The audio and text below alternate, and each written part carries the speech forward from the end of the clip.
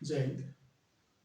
आज हमारा क्लास जो है वही है कि भारत में यूरोपीय कंपनियों का आगमन कैसे हुआ, वे कौन सी परिस्थितियां थी, वे कौन से कारण थे जिनके चलते यूरोपीय व्यापारी, वहाँ की कंपनियां, वहाँ के गवर्नर भारत की तरफ आकर्षित हुए। इन सभी बातों को जानने के लिए हम एक बैकग्राउंड तैयार करते हैं, जिसके आधार पर हमें ये जानने में आसानी होगी कि आखिर वो परिस्थितियां क्या थी जिनके चलते यूरोपीय भारत आए। सबसे पहले हम एक भारत का मैप देखते हैं और भारत के मैप के साथ उन यूरोपीय कंपनियों के, उन यूरोपीय देशों का संबंध दर्शाने की कोशिश करते हैं। तो आइए देखते हैं।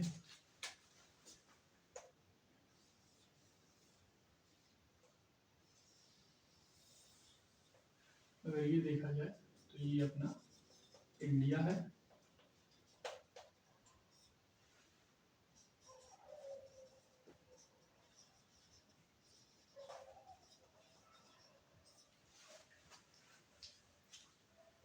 तो आइए हम देखते हैं कि भारत का उन देशों के साथ क्या संबंध था। सबसे पहले हम देखते हैं कि ये भारत है, ये इंडिया के ऊपर चाइना और ये मान लेते हैं कि रसिया है। मैप नहीं बनाया हमने, बट आप मान सकते हैं, ऐसा सपोज कर लेते हैं कि चाइना और ये रसिया है। अगर देखा जाए तो भारत, चाइना और रसिया, इन देशों को अगर वर्ल्ड के मैप पे देखा जाए तो इन्हें पूर्व के देश कहा जाता है। हम ब्रिटेन और यूरोप को वेस्ट क्यों कहते हैं?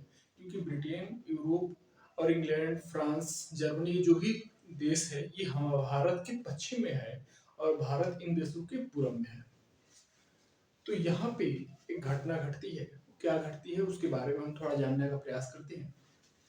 सबसे पहले हम देखते हैं तो ये जो यूरोप है, इस यूरोप के अगर हम दो हिस्से कर दें तो एक ये पश्चिमी यूरोप है, वेस्ट यूरोप, और ये है ईस्ट यूरोप। ये जो है वेस्ट यूरोप और ये जो है ईस्ट यूरोप है। इस वेस्ट यूरोप की जो कैपिटल थी वो कैपिटल क्या थी? रोम। इस वेस्ट यूरोप की कैपिटल क्या थी? रोम। अब ईस्ट यूरोप पे आते हैं तो ईस्ट यूरोप की जो कैपिटल थी यह थी कॉन्स्टेंटिनोपल। इसकी जो कैपिटल थी वो थी कॉन्स्टेंटिनोपल, जिसका हिंदी अनुवाद है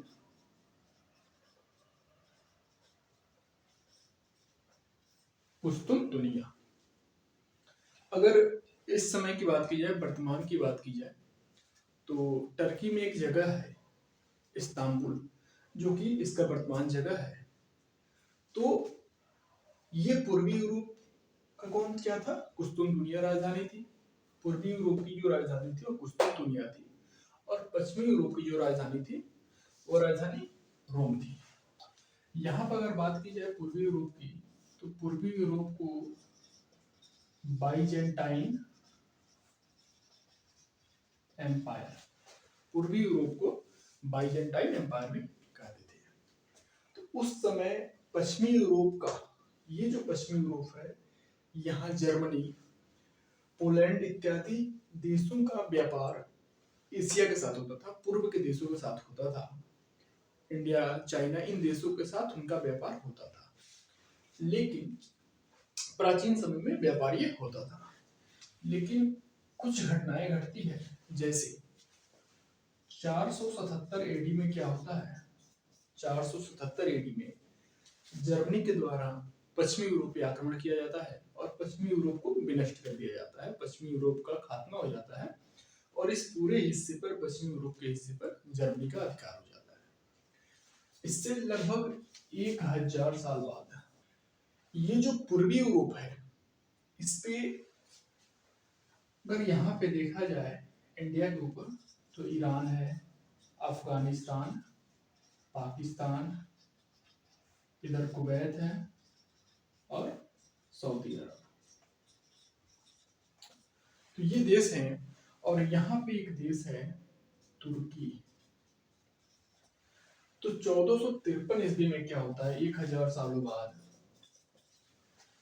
लगभग 1000 साल बाद 1453 ईस्वी में जो तुर्की का एम्पायर था वो काफी शक्तिशाली हो जाता है और ये पूरी पूर्वी यूरोप पर अपना कब्जा जमा लेता है और जब पूर्वी यूरोप तुर्की के कंट्रोल में हो जाता है तो जो तुर्की है ये मुस्लिम बहुल इलाका रहता है, ये मुसलमानों को ज्यादा प्राथमिकता देते हैं और अन्य धर्मों के साथ ये बहुत लड़ाई, इनका पंगा हमेशा होता रहता है।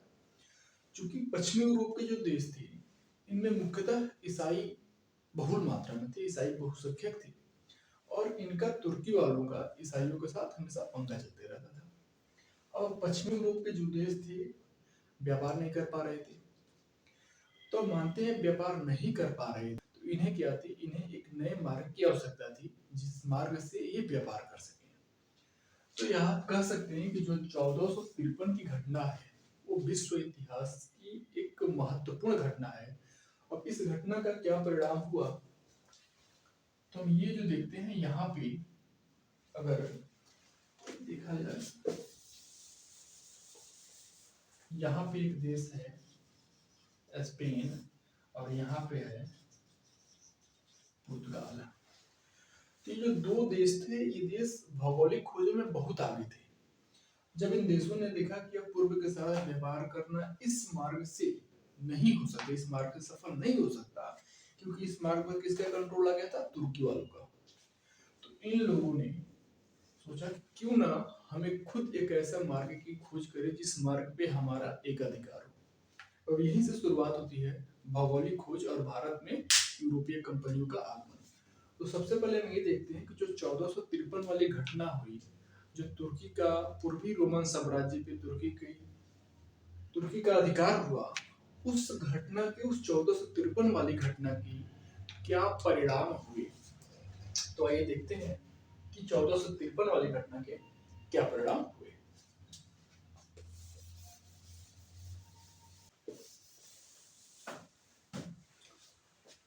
तो हम सबसे पहले ये देखते हैं कि जो 1453 वाली घटना थी उसके क्या परिणाम होते हैं। हमने अभी पढ़ा कि 1453 में क्या होता है, तुर्की पूर्वी रोमन साम्राज्य पे अर्थात कुस्तुनतुनिया पे, कॉन्स्टेंटिनोपल पे आक्रमण करता है और वहां पे तुर्की का शासन स्थापित हो जाता है। अब इस घटना से कुछ परिणाम निकले और कुछ बहुत ही महत्वपूर्ण परिणाम निकले जो विश्व इतिहास में अपना एक स्थान रखते हैं। तो क्या परिणाम निकले, सबसे पहले भौगोलिक खोज हुआ। सबसे पहले क्या हुआ, भौगोलिक खोजों का दौर शुरू हुआ। अभी हमने देखा कि ये पूर्वी रोमन साम्राज्य था और ये पश्चिमी रोमन साम्राज्य था। ये पूर्वी रोमन साम्राज्य, ये पश्चिमी रोमन साम्राज्य था। इस पूर्वी रोमन साम्राज्य पे तुर्की का आक्रमण होता है, तुर्की की शासन व्यवस्था आ जाती है।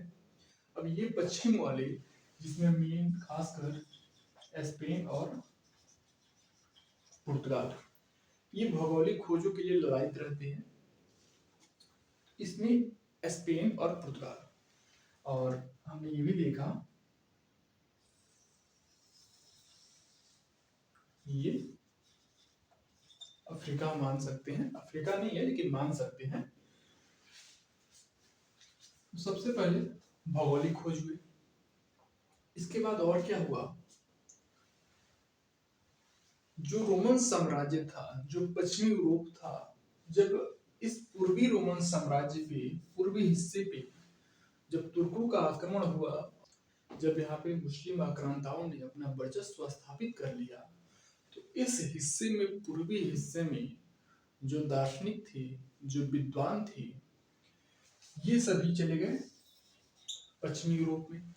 और इस पश्चिमी यूरोप में भी एक देश था इटली, जो कि जिसकी राजधानी रोम थी, एक देश इटली। और इटली चूंकि काफी समृद्ध अवस्था में था, तो इन सभी दार्शनिकों को सहारा किसने दिया, इटली ही ने। और ये सभी विद्वान और दार्शनिक जो थे, इन्होंने इटली में रहकर इन्होंने अपने बातों को, अपने विचारों को, अपनी भावनाओं को लोगों तक पहुंचाना शुरू कर दिया। इन्होंने गलत बातों के लिए तर्क करना शुरू कर दिया, अपने अधिकारों के लिए ये प्रदर्शन करने लगे, और यहीं से शुरू हुआ पुनर्जागरण। दूसरा परिणाम क्या निकला, पुनर्जागरण। तो अर्थात हमने ये देखा कि पुनर्जागरण जो था वह इटली से निकलता है और इटली का भी एक नगर था फ्लोरेंस नगर। तो वहां से पुनर्जागरण का अर्थ ये हुआ फिर से जागना। अर्थात मध्यकाल में यूरोप में जो लोग थे एक प्रकार से सो गए थे, उन्हें अपने अधिकारों के बारे में पता नहीं था, लेकिन इन विद्वान दार्शनिकों के कारण लोगों को उनके अधिकारों के बारे में पता चला। लोगों ने अपने अधिकारों के लिए शासकों के समक्ष आवाजें उठानी शुरू कर दी और पुनर्जागरण से ही धीरे धीरे लोग धार्मिक जो कुप्रथाएं थी उनको मानने से हटने लगे। धार्मिक कुप्रथाओं के प्रति लोगों ने आंदोलन शुरू कर दिया और यही यूरोप में शुरू हुआ धार्मिक सुधार आंदोलन। अब ये जब बात आती है कि यूरोप में धार्मिक सुधार आंदोलन हुआ, तो हमारे मन में ये आता है कि आखिर वो धार्मिक सुधार आंदोलन था क्या। सबसे पहले हम देखते हैं जो पश्चिमी यूरोप था वो मुख्यतः अगर देखा जाए तो ईसाई बहुल क्षेत्र था। अब जैसे हमने बौद्ध धर्म में पढ़ा है कि बौद्ध धर्म जो था वह दो शाखाओं में विभाजित हो गया, हीनयान और महायान। कुछ ऐसे लोग थे जो बौद्ध संघ में जो मान्यताएं दी गई हैं, जो पुरानी मान्यताएं हैं उन्हीं के अनुसार वो चलेंगे, वे हीनयान कहलाए। कुछ ऐसे भी लोग थे जिन्होंने ये कहा कि अगर कुछ नई मान्यताएं आती है हम उनको भी अपने अंदर समाविष्ट कर लेंगे, तो ये महायान कहलाए। वैसे ही ईसाई में कुछ लोगों ने ये कहा कि हम जो मान्यताएं आ रही हैं हम उन्हीं मान्यताओं के अनुसार चलेंगे। अर्थात कह सकते हैं कि ये रूढ़िवादी प्रकृति के लोग थे, तो ये कहा है कैथोलिक। और कुछ ऐसे भी लोग थे ईसाई धर्म में जिन्होंने ये कहा कि अगर कुछ नई प्रथाएं आती है, अगर हमें ये लगता है कि हमारी निम्न प्रथाओं में से कोई प्रथा खराब है, तो उस प्रथा को हम बाहर निकाल करेंगे। अगर कोई नई प्रथा आती है तो उस प्रथा को हम अपने अंदर समाविष्ट कर देंगे। तो ये कहलाए प्रोटेस्टेंट। अर्थात प्रथाओं के प्रति इन्होंने प्रोटेस्ट किया। अगर कोई गलत प्रथा इन्हें दिखी तो उसके प्रति इन्होंने आंदोलन किया, प्रोटेस्ट किया। तो ये कहलाया यूरोप में धार्मिक सुधार आंदोलन। लेकिन आज का जो हमारा टॉपिक ये है कि यूरोपीय कंपनियों का आगमन कैसे हुआ, तो उस पर हम चर्चा करेंगे। सबसे पहले हमारा टॉपिक है भौगोलिक खोज। तो हम भौगोलिक खोज को आगे ले चलते हैं।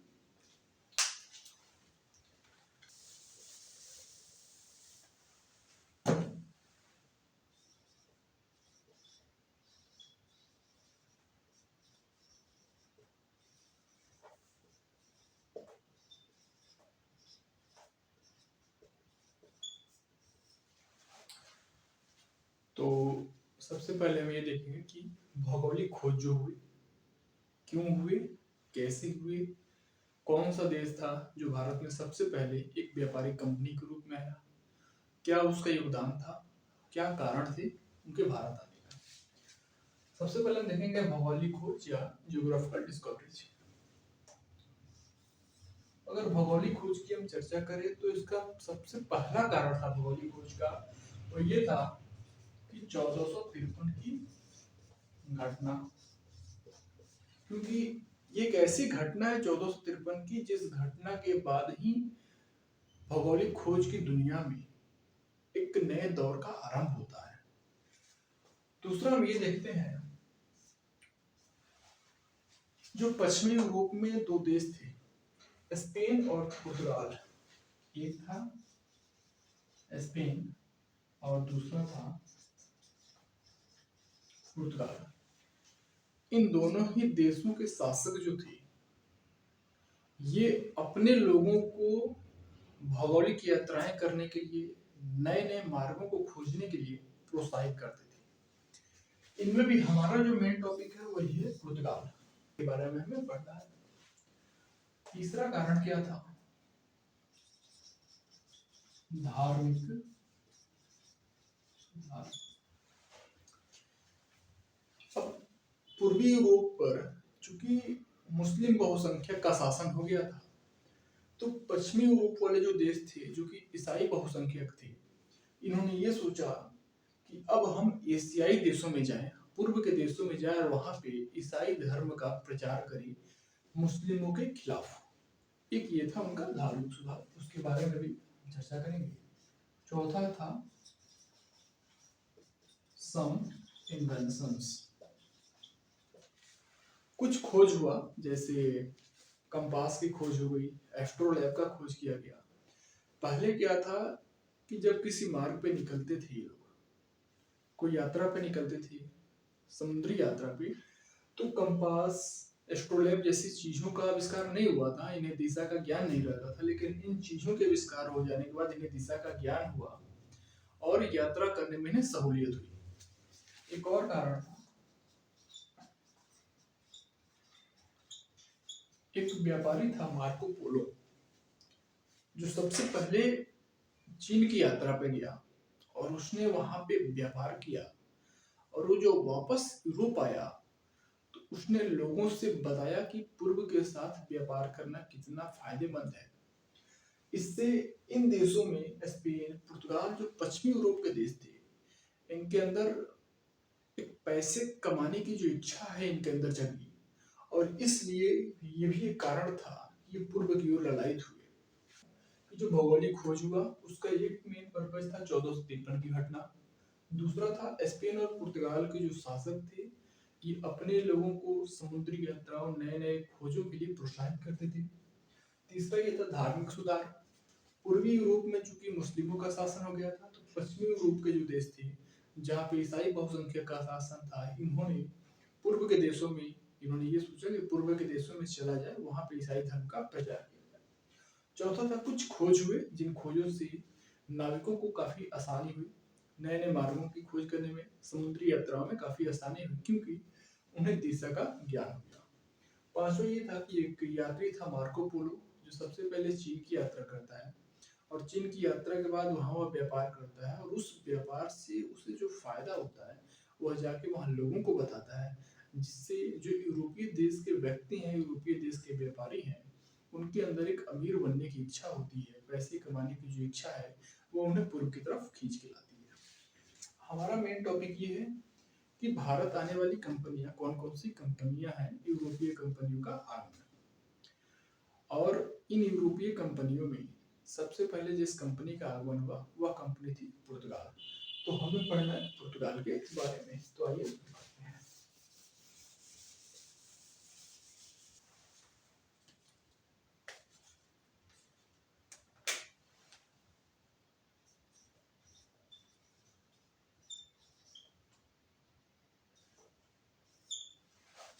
हमारा जो टॉपिक है वो ये है पुर्तगाल।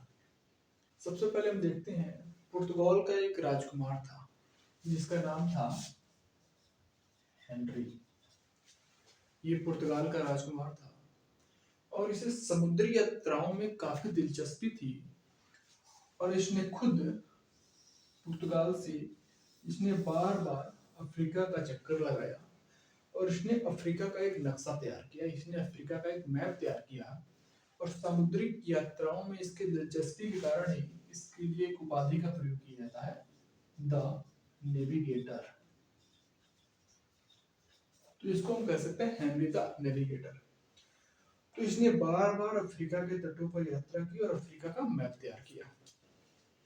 इसके बाद यह अन्य मार्गों की खोज के लिए उत्साहित हो उठा। तो फिर इसने क्या किया, यह एक नागरिक था बार्थोलोमियो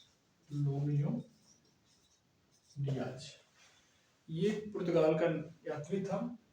तो हेनरी द नेविगेटर जो है, इसने बार्थोलोमियो डियाज को समुद्री यात्रा पे भेजा ताकि वो पूर्व के देशों तक पहुंचने के लिए एक मार्ग का खोज कर सके।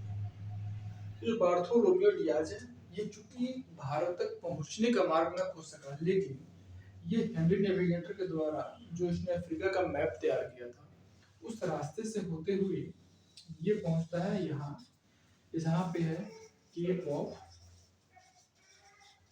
Good hope. तो अगर ये पूछा जाए कि केप ऑफ गुड होप का नाम किसने रखा, तो बार्थोलोमियो डियाज ही था। क्योंकि बार्थोलोमियो डियाज जब यहाँ पे पहुंचता है, अफ्रीका के सबसे दक्षिणवर्ती तट पे पहुंचता है, साउथर्न तट पे पहुंचता है, तो यहाँ पे उसे चक्रवात का सामना करना पड़ता है और वह जीवन जीने की सभी आशाओं को छोड़ चुका होता है और वो वापस वापस यहाँ से पुर्तगाल चला जाता है। तो वही इसको नाम देता है केप ऑफ गुड होप। इसके बाद एक दूसरा नाविक है पुर्तगाल का ही, जो है Vasco da Gama. Henry the navigator जो है वास्को डिगामा को भारत की खोज के लिए भेजता है, पूर्वी देशों की खोज के लिए भेजता है। वह अफ्रीकी तटों को फॉलो करते हुए केप ऑफ गुड होप होते हुए पहुंचता है। केरल का एक बंदरगाह है कालीकट बंदरगाह, ये पहुंचता है वहां पे। बंदरगाह का नाम है कालीकट बंदरगाह पे पहुंचता है। तो कालीकट का जो राजा है, जिसकी पैतृक उपाधि होती थी, उस राजा का नाम जमूरी नहीं था, उस राजा की पैतृक उपाधि थी जमूरी। उसने वास्को डिगामा का भव्य स्वागत किया। लेकिन यहाँ पे कुछ अरबी व्यापारी थे जो कि पहले से व्यापार कर रहे थे। इन व्यापारियों को वास्को डिगामा से काफी ईर्ष्या होती है, और बात स्वाभाविक भी है, क्योंकि ये भी व्यापारी थे और वास्को डिगामा भी व्यापारी था, इसलिए ईर्ष्या होना स्वाभाविक था। वास्को डिगामा यहाँ से काली मिर्च, मसाले, सूती कपड़े इत्यादि खरीद कर वो वापस इसी मार्ग को फॉलो करता हुआ पुर्तगाल पहुंचता है। और वहां पे जाकर जब वो इन चीजों का सौदा करता है तो वह पाता है यात्रा में खर्च, जितने भी रुपए यात्रा में खर्च हुए हैं उनके बावजूद, उनके बाद लगभग 60 गुना उसे प्रॉफिट मिलता है। इसके बाद हम देखेंगे कि वह 1502 में फिर दोबारा आता है। 1503 में उसकी यहीं पे मृत्यु हो जाती है। तो हमने ये पढ़ा कि वास्को डिगामा जो है वो कैसे इंडिया आता है। हमारा मेन टॉपिक अगला ये है कि पुर्तगालियों का भारत में आने का क्रम हमने पढ़ा। कुछ पुर्तगाली गवर्नर भी भारत आए, क्योंकि वास्को डिगामा जब पहली बार यहाँ से गया तो उसको कुछ फायदा हुआ, फिर वह दूसरी बार आया कुछ व्यापारियों के समूह के साथ, फिर कुछ व्यापार लेकर गया, फिर तीसरी बार आया, और ऐसे करते धीरे धीरे व्यापारी आते गए और व्यापारी यहीं पे बस गए, और धीरे धीरे उन्होंने यहाँ पे व्यापार शुरू कर दिया। तो अब जब उन्होंने व्यापार शुरू कर दिया तो उसको संभालने के लिए, उसको नियंत्रित करने के लिए, कंट्रोल करने के लिए कोई गवर्नर होना चाहिए, कोई एक ऐसा व्यक्ति होना चाहिए जो यहाँ पर पुर्तगालियों के इस व्यापार को कंट्रोल कर सके। इसके लिए पुर्तगालियों ने कुछ गवर्नर्स भी भेजे। तो आइए शुरू करते हैं और देखते हैं कि पुर्तगालियों के कौन कौन से गवर्नर भारत आते हैं, उन्होंने कौन कौन सी नीतियों को लागू किया, क्या नीतियां उनकी भारत के लिए फायदेमंद रही, कौन सी नीतियां ऐसी थी जो कि उनके पतन का कारण बनी। तो आइए देखते हैं।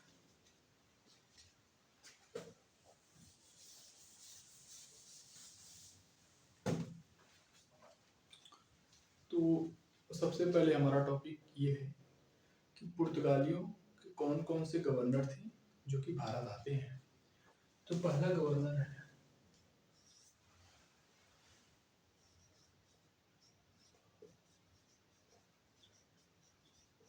Francisco de Almeida. अभी हमने ये देखा कि वास्को डिगामा पहली बार 1498 में भारत आता है। यहाँ से मसाले, काली मिर्च इत्यादि वस्तुएं लेकर वापस पुर्तगाल जाता है, और जब वह उनका सौदा करता है तो पाता है कि ट्रांसपोर्ट में जितना भी खर्च हुआ था उसके अलावा उसे 60 गुना अधिक फायदा होता है। इससे वहां के व्यापारियों में एक लालच आ जाता है पैसे के प्रति, व्यापार के प्रति। वे पुनः भारत आते हैं और यहाँ पे व्यापार करना धीरे धीरे शुरू कर देते हैं।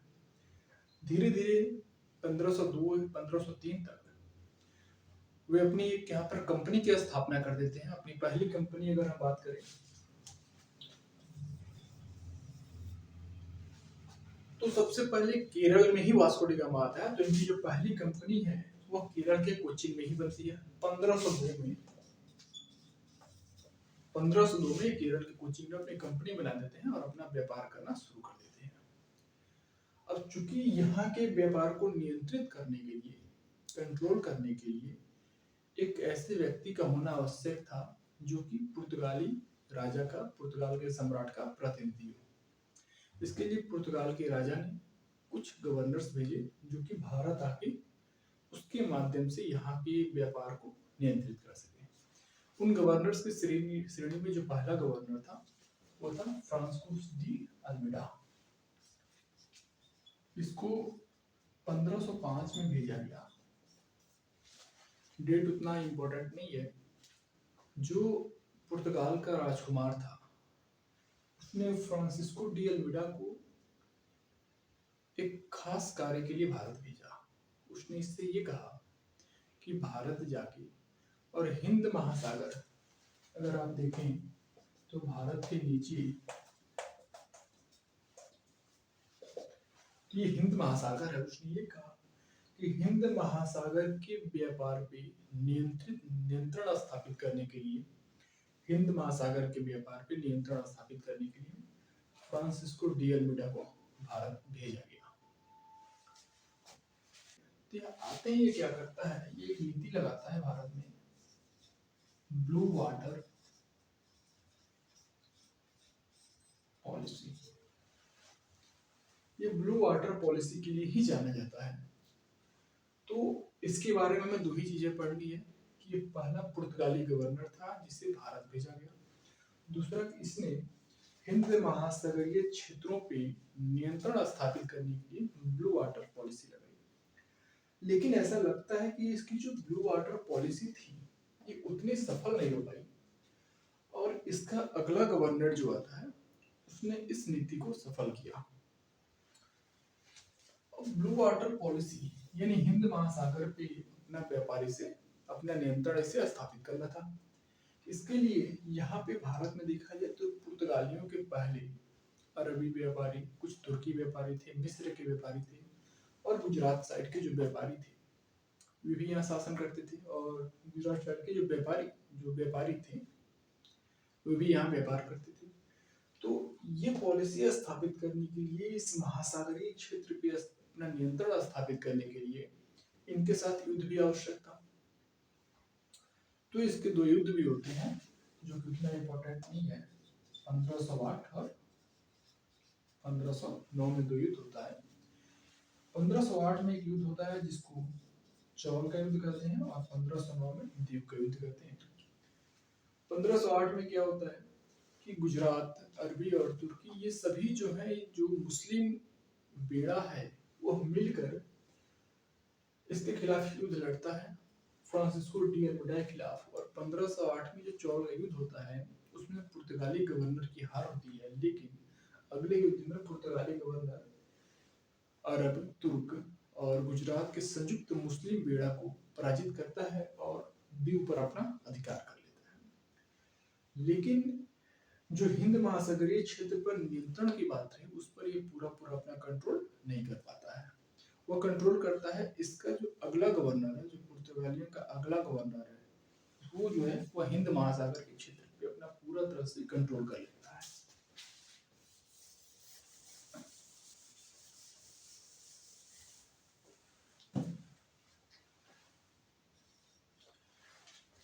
अगला गवर्नर जो है 1509 में इसे वापस पुर्तगाल बुला लिया जाता है। फिर एक अगले गवर्नर को भारत भेजा जाता है जिसका नाम है अल्बुकर्क। इसका पूरा नाम है अल्फांसो डी अल्बुकर्क। अल्बुकर्क से ही आप समझ सकते हैं।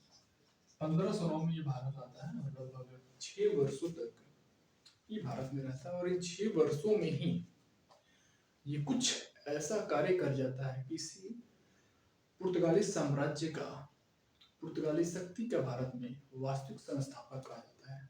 वो क्यों माना जाता है उसको देखते हैं। जो फ्रांसिस्को डी अल्मेडा को जो निर्देश दिया गया था कि आपको हिंद महासागर के व्यापार पे अपना नियंत्रण स्थापित करना है, जो कार्य वो नहीं कर सका उस कार्य को किया अल्बुकर्क ने। अगर हम देखें तो भारत के यहाँ पे हम सब जानते हैं कि यहाँ पे है गोवा, इसके थोड़ा ऊपर है गोवा, हमने वही मान लिया यहाँ पे गोवा है। अगर ऊपर आए भारत के तो यहाँ पे कुवैत और सऊदी अरब है, और यहाँ पे फारस की खाड़ी है। ये जो स्थान है यहाँ फारस की खाड़ी है और यहीं पे है होर्मुज, होर्मुज द्वीप है। अगर इधर आते हैं तो इधर मलक्का, मलक्का हम पढ़ेंगे, एक मलक्का स्टेट है। इसके नीचे अगर हम जाएंगे, अगर आप वर्ल्ड मैप को ध्यान से देखेंगे तो इसके नीचे मलेशिया, इंडोनेशिया इत्यादि देश भी हैं। तो जो अल्फांसो डी अल्बुकर्क था, इसने क्या किया, भारतीय महाद्वीप की 3 प्रमुख जगहों गोवा, होर्मुज और मलक्का पर इसने अपना शासन स्थापित कर लिया। अर्थात इस पूरे हिस्से पर, ये जो हिंद महासागर का हिस्सा था, इस पूरे हिस्से पर अल्फांसो डी अल्बुकर्क ने अपना शासन स्थापित कर लिया। इसलिए इसको कहा गया वास्तविक संस्थापक। इस पर अपना अधिकार स्थापित करने के बाद इसने केरल में एक जगह है कोच्चिन, कोच्चिन वही जगह है जहां पे पुर्तगालियों ने अपना पहला व्यापारिक केंद्र लगाया था। तो ये अपनी राजधानी कोच्चिन में स्थापित करता है। हालांकि हम आगे देखेंगे कि जो पुर्तगालियों की राजधानी है वो कोच्चिन से बदल के गोवा स्थानांतरित कर दी जाती है, लेकिन इसके शासनकाल में नहीं, इसका अगला जो आने वाला गवर्नर होगा उसके शासनकाल में। तो पहला तो हमने ये देखा कि इसने ब्लू वाटर पॉलिसी को सार्थक करता है, होर्मुज, गोवा और मलक्का पर अपना शासन स्थापित कर देता है। दूसरा कार्य क्या करता है, यहाँ पे अब ये चूंकि हिंद महासागर पे इसका पूरा नियंत्रण है, तो यहाँ पर ये क्या करता है कि नियम लगा देता है। कौन सा नियम है, कार्टेज आर्मडा कैफले सिस्टम, एक नियम लगा देता है, कार्टेज आर्मडा कैफले सिस्टम। कार्टेज मतलब होता है परमिट। अब ये कहता है कि चूंकि हिंद महासागर पर हमारा अधिकार है, तो इस क्षेत्र से जो भी जहाज गुजरेगा, जो भी व्यापारिक जहाज गुजरेगा, जिससे भी व्यापार करना हो, उससे इससे यानी अल्फांसो डी अल्बुकर्क यानी पुर्तगालियों से परमिट लेनी पड़ेगी। अर्थात हिंद महासागर से होने वाला कोई भी व्यापार हो, उस व्यापार पर हमें परमिट लेना पड़ेगा। दूसरा ये क्या करता है, आर्मडा। आर्मडा मतलब ये होता है आर्म फोर्स, जिसको हम कह सकते हैं जंगी जहाज जो युद्धपोत होते हैं। ये क्या करता है कि परमिट के बाद भी हिंद महासागर से जो भी व्यापारिक जहाज गुजरता था, उन जहाजों के साथ पुर्तगालियों के जहाज भी होते थे। फर्स्ट ऑफ ऑल ये क्या करते थे, उस व्यापारिक जहाज को सुरक्षा प्रदान करते थे। दूसरा इस चीज के लिए कि वह व्यापार कहाँ से कर रहा है, कहाँ से नहीं कर रहा है, इस चीज पर भी ये पूरी निगरानी रखते थे। तो इसने एक पद्धति चलाई, कार्टेज आर्मडा कैफले सिस्टम। तीसरे इसने क्या किया, अगर देखा जाए अल्बुकर्क में, पहला तो ये था, इसने गोवा, होर्मुज और मलक्का, यानी गोवा, होर्मुज और मलक्का पर इसने अपना अधिकार स्थापित किया। दूसरा कार्य इसने क्या किया, इसने जो पुर्तगाली नागरिक थे, इसने ये पुर्तगाली नागरिकों से ये कहा कि आप भारत की स्त्रियों के साथ विवाह करो और यहाँ पे अपनी बस्ती बनाओ। अर्थात अपनी जनसंख्या बढ़ाने का प्रयास किया और एक प्रकार से इसने ईसाईयत का भी प्रचार किया। अर्थात इसने अस्थाई बस्ती बनाने पर जोर दिया, अस्थाई बस्ती पर जोर दिया। तीसरा कार्य इसने क्या किया, इसने अपने क्षेत्र में, अर्थात जिन क्षेत्रों में इसका शासन स्थापित था, इसकी व्यापारिक गतिविधियां हो रही थी, उन क्षेत्रों तक इसने सती प्रथा पर रोक लगा दी। इसने सती प्रथा पर रोक लगा दी। ये अल्फांसो डी अल्बुकर्क जो पुर्तगालियों का दूसरा गवर्नर था उसके मुख्य था। इसके बाद एक तीसरा गवर्नर आता है नीनो डी कुन्हा आता है। ये पुर्तगालियों का तीसरा गवर्नर है। इसके बारे में कुछ खास नहीं पढ़ना है, इसके बारे में बस ये पढ़ना है कि ये जो राजधानी कोचिन थी, ये राजधानी कोचिन से गोवा स्थानांतरित कर देता है। नीनो डी कुन्हा एक तीसरा गवर्नर जो पुर्तगालियों का गवर्नर है, ये आता है और राजधानी को कोचिन से गोवा पर स्थानांतरित करता है।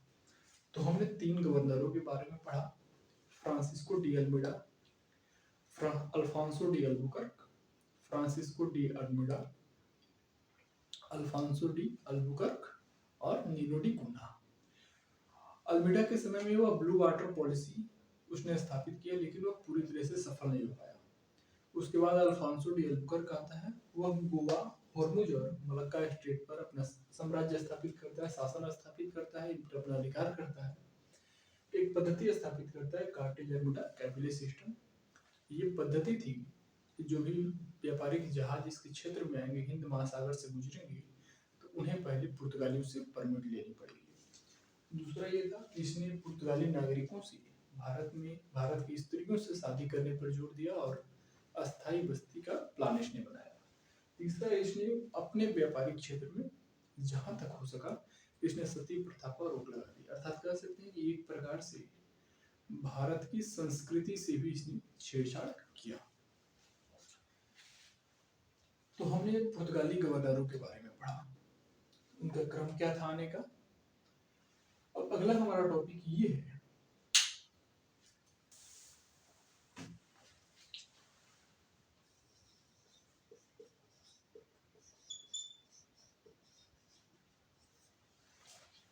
पुर्तगालियों का क्या योगदान रहा।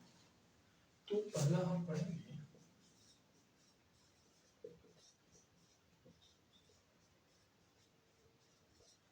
Printing press.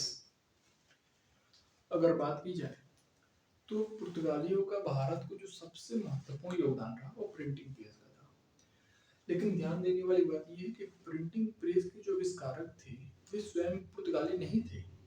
जर्मनी का एक व्यक्ति था जिसका नाम था गुटेनबर्ग, इसने प्रिंटिंग प्रेस की स्थापना की। हाँ, वो प्रिंटिंग प्रेस पुर्तगालियों के माध्यम से भारत में आई। तो जो भारत आते हैं तो उन्होंने कुछ फसल लाए, तंबाकू हो गया, आलू हो गया, मक्का हो गया, काजू हो गया और अन्य कुछ ड्राई फ्रूट्स, संतरा इत्यादि वे फसलों को लेकर वे भारत आते हैं। यहाँ पर बोलिए तो मतलब कर्ज यहाँ पर वो लेकर आते हैं। तो ये पुर्तगालियों का ये भी योगदान था कि इनके आने के पहले भारतीयों को तंबाकू, आलू, मक्का या काजू का ज्ञान नहीं था। पुर्तगालियों के आने के बाद ये ज्ञान इन्हें मिला। ये गया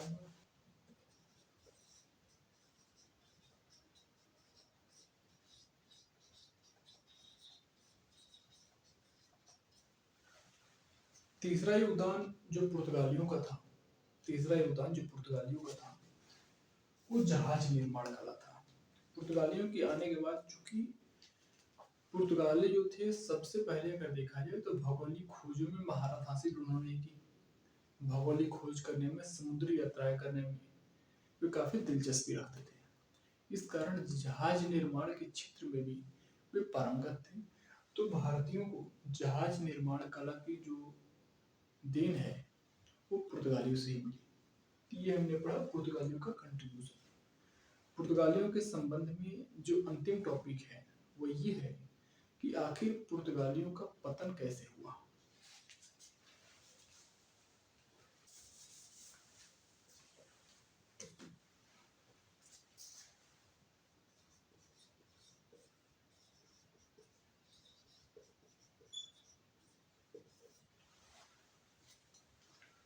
सबसे पहले हम ये देखते हैं कि पुर्तगालियों का पतन कैसे हुआ। हम जानते हैं कि अगर देखा जाए तो लगभग 1500 से 1600, लगभग 100 वर्षों तक का, अर्थात पूरी की पूरी 16वीं शताब्दी तक अगर भारत के ऊपर किसी का व्यापारिक एक अधिकार था तो पुर्तगालियों का था। तो आखिर क्या कारण था कि इसके बाद आने वाले व्यापारी इसके बाद आने वाले व्यापारिक समूहों ने पुर्तगाल को पीछे छोड़ दिया। तो इसका एक महत्वपूर्ण रीजन हम ये कह सकते हैं कि जो पुर्तगाली थे अपने बाद आने वाले प्रतिद्वंदियों से, जो इनके कॉम्पिटिटर्स इनके बाद आते हैं, उनकी तुलना में ये कमजोर पड़ गए। इनके बाद कौन आया? इनके बाद डच आते हैं और अंग्रेज आते हैं। चूंकि जो डच और अंग्रेज थे उन्होंने पुर्तगालियों को उनके विभिन्न क्षेत्रों से विस्थापित कर दिया। जैसे डचों के बारे में अगर देखा जाए तो डचों ने पुर्तगालियों को, जो पुर्तगाली साउथ ईस्ट एशिया जो इंडोनेशिया और जावा, सुमात्रा इत्यादि द्वीपों पे जो पुर्तगालियों का अधिकार था, वहां से उन्हें डचों ने विस्थापित कर दिया। अर्थात कह सकते हैं कि डचों ने उन पर आक्रमण किया और उनको वहां से हटा दिया। अंग्रेजों को अगर देखा जाए तो अंग्रेजों ने जो होर्मुज का द्वीप था, जहाँ पे पुर्तगालियों ने अपना अधिकार बनाया रखा था, अंग्रेजों ने पुर्तगालियों को होर्मुज के द्वीप से स्थापित कर दिया। दूसरा कारण था पुर्तगालियों का धार्मिक असहिष्णुता। क्योंकि हम जानते हैं कि जो पुर्तगाली थे वे ईसाई थे, और पुर्तगाली ईसाई थे और ये आए कहाँ से थे? पश्चिमी यूरोप से। पश्चिमी यूरोप से आए थे। क्यों आए थे भारत? एक नए समुद्री मार्ग की खोज करने भारत आए थे। उसका मेन रीजन क्या था कि पूर्वी यूरोप वाले हिस्से पे, बाइजेंटाइन साम्राज्य वाले हिस्से पे मुस्लिमों का आक्रमण हो गया था। तो इसलिए जब भारत में आए तो यहाँ भी ये मुस्लिमों को बहुत तंग करते थे, और जब यहाँ पे आते हैं पुर्तगाली तो इन्होंने बहुत सारे मंदिरों और मस्जिदों को तोड़ा। ये मुस्लिमों के साथ या अन्य धर्मों के लोगों के साथ जो ईसाई नहीं है उनके साथ कोई मेल मिलाप की भावना नहीं रखते थे, तो जो कि पुर्तगालियों के पतन का कारण बना। और धीरे धीरे देखा जाए तो होर्मुज, मलक्का, इन सभी जगहों से पुर्तगालियों को विस्थापित कर दिया जाता है अंग्रेजों के द्वारा, डचों के द्वारा, और पुर्तगाली गोवा में सिमट कर आ जाते हैं, जहां पर ये लगभग 1960 तक शासन करते हैं। फिर 1961 में भारतीय सरकार हस्तक्षेप करती है, जिसके बाद इन्हें जाना पड़ता है, शक्ति प्रयोग के द्वारा इन्हें वापस पुर्तगाल भेजा जाता है। तो आज हमने मेन टॉपिक ये पढ़ा, यूरोपीय कंपनियों का आगमन, जिसमें हमारा मेन टॉपिक था आज का पुर्तगाली कंपनियों का आगमन। वे कौन से कारण थे जिसके चलते यूरोपीय कंपनियों का भारत में आगमन शुरू हुआ। तो आज हमने पुर्तगालियों के आगमन के बारे में पढ़ा। इसके बाद डच आते हैं, फिर अंग्रेज आते हैं, फिर फ्रांसीसी आते हैं। इन चार मुख्य कंपनियों के बारे में पढ़ना। उसके बाद डेनमार्क और स्वीडिश कंपनियां भी आती है, जिनके बारे में पढ़ना महत्वपूर्ण है, क्योंकि ये कंपनियां भारत में आई लेकिन एक सूक्ष्म हिस्से में सिमट के रह गई। तो इनके बारे में भी हम चर्चा करेंगे। तो आशा है कि आपको ये क्लास अच्छी लगी होगी। जय हिंद।